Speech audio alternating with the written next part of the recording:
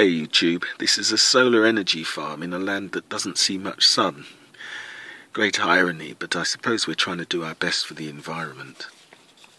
This is the second version of this video. After uploading the first, I'd noticed that I'd left out some important and I would say key points, hence the quick do-over.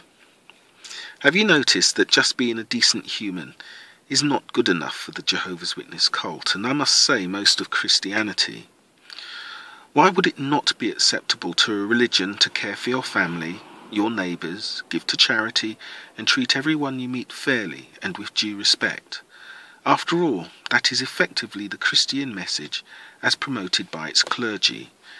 Yet when a person lives that way without the benefit of cult membership, suddenly the best that humans can offer are as filthy rags. Have you noticed that Christianity, including our favourite cult, depends on selling humans as sinful, low creatures, even more so than the sacrifice of Jesus? The governing body require us to accept our lowly, sinful status, because without it, the sacrifice of Christ makes no sense. And to belabour the point, without sin, there is nothing to redeem. But most importantly, there would be no religious fear or guilt without this idea, no mechanisms of mental control for the cult to exploit. So let's examine what sin is. The first sin is not particularly impressive. Certainly not impressive enough to yoke humankind with disease, death, hunger, war, and all the other sadnesses of human existence. The first sin was two innocent childlike individuals given into curiosity and eating fruit, without an adequate explanation of what the consequences would be. Other examples of biblical sin include working on the Sabbath, the thought crime of looking at anyone with appreciation, touching your own body, saying Jehovah or Jesus without due reverence, and treating women with equality. Sins, or the failure to meet God's moral standards, are a huge list of mostly trivial directives that are impossible to follow. Yet the worst sin a person can possibly commit, and from which there is no redemption, is the sin of disbelief and apostasy. Apostasy simply being the warning of others. This is a crime that hurts no one but the feelings of those self-appointed men that claim to speak for the divine. But child sexual abuse, rape, or enslaving another human, all awful and real crimes, don't even make it into our loving Jehovah's top 10 of injunctions, and were in fact often encouraged by him.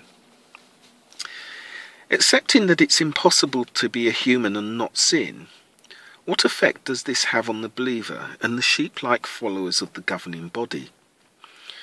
It's probably easiest to address this question by way of compare and contrast. I long since rejected the concept of feeling guilt for my natural human feelings and the thoughts inside my head. I also rejected the idea that I was guilty for something I didn't do, and someone I never met chose to temporarily die for me just before taking the best job in the universe. That's pretty weak sauce, especially without evidence. But as an aside, I'm sure many of us would agree to die for a weekend in return for the ultimate, godly, eternal power. For me, it's what I do that's important. I judge the face in the mirror each day. If I've chosen good today, I congratulate myself, and my self-esteem and image climbs a little. If I have chosen bad today, I feel bad and make amends to the person I hurt. I'm not perfect, but I like myself and most of my choices. I can be proud of my achievements and those I love, and seek to achieve more, which further boosts my opinion of myself. I'm a free man, not a lost sheep. But when you accept the premise of being sinful at birth, you can never ever be a human with a healthy self-image. You must torture yourself on the rack of guilt for everything that even crosses your mind. And if you are normally intelligent, that is impossible. You cannot win. You can never be a confident human. The best you can do are filthy rags, so you live in fear of something you cannot see or test, and even to think of testing it causes the ultimate in fear, because Jehovah would rather forgive the child molester than the person that questions the cult leadership. And for evidence of that, when I say this, the governing body will call me mentally diseased. They will isolate me from my family and persecute me. But when a brother in good standing touches a child, they fight for him in court and re-victimize the victim. They are protecting their gravy train. Real human suffering is less important than their money.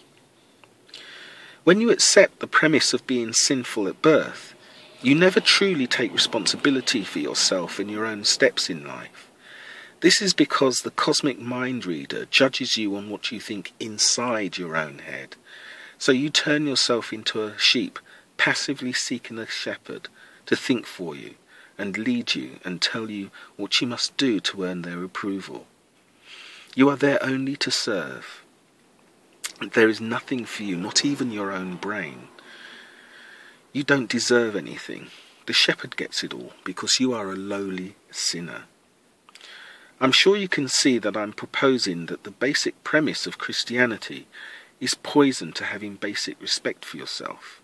It institutionalizes and normalizes the extinction of self-esteem by forcing the Christian to seek this feeling we all need through the approval of someone that does not have your best interests at heart.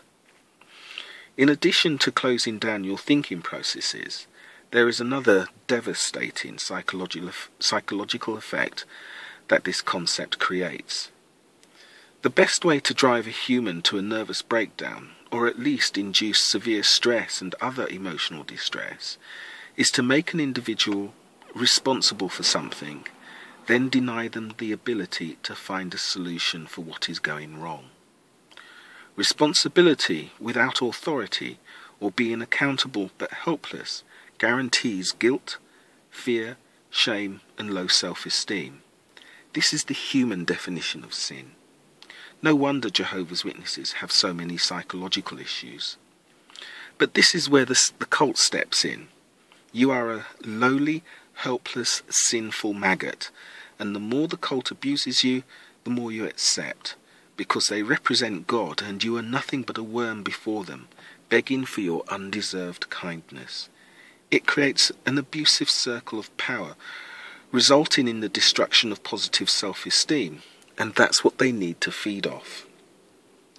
The governing body then use the Bible's mostly reward and punishment themed allegories to repeatedly pound home this terrible lie, whilst pointedly avoiding the issue of their authority to do so. Why should they justify themselves to a worm? And the members are so demoralized they accept this.